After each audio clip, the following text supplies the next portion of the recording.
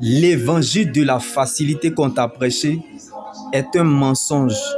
C'est une pire malédiction. Car Dieu ne nous a pas promis une vie de facilité, mais il nous a donné sa présence qui nous rassure comme les disciples pendant la tempête. L'évangile de Jésus va t'emmener sur les sentiers d'où les gens vont te dire que tu n'as jamais été chrétien. Tu n'es pas de Dieu. Tu n'es pas converti.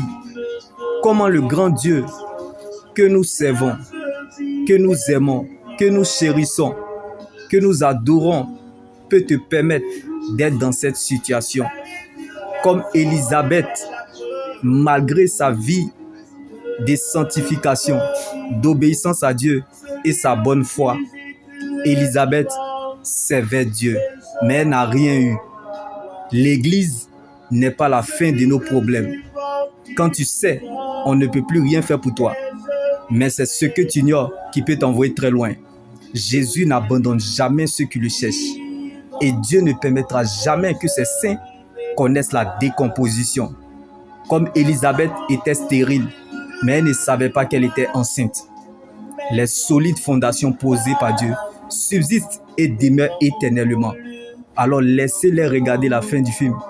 Et vous comprendrez que ce que Dieu commence dans l'humiliation, il achève toujours dans l'élévation.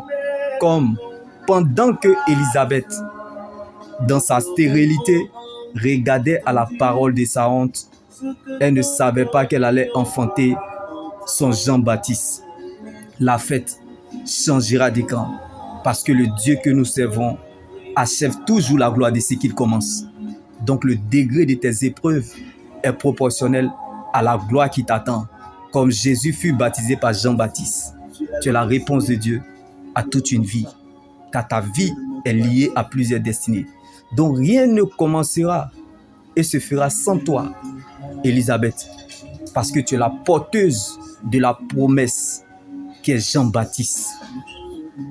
Donc on peut te ralentir, t'affaiblir comme Élisabeth dans la honte et l'humiliation. Mais la promesse de Dieu qui en toi se chargera de te réveiller. Comme Dieu a utilisé le désert pour préparer Jean-Baptiste. Les grands combats se gagnent dans le secret, car il y a des bénédictions qui ne parlent pas. Comme Dieu a nourri le peuple d'Israël par la manne, parce qu'ils étaient dans le désert. Donc ils ne pourront jamais affamer quelqu'un que Dieu a nourri, car la bénédiction n'a pas d'adresse. Alors que les gens veuillent ou pas, la bénédiction repose sur vous. Comme Joseph, bien-aimé, pleurait et avait faim dans le puits.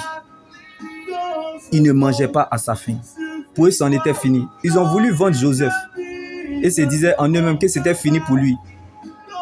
Mais ils ne savaient pas que la terre appartenait à Dieu, à augmenter le temps additionnel. Comme c'était fini pour Joseph, mais Dieu a augmenté le temps additionnel.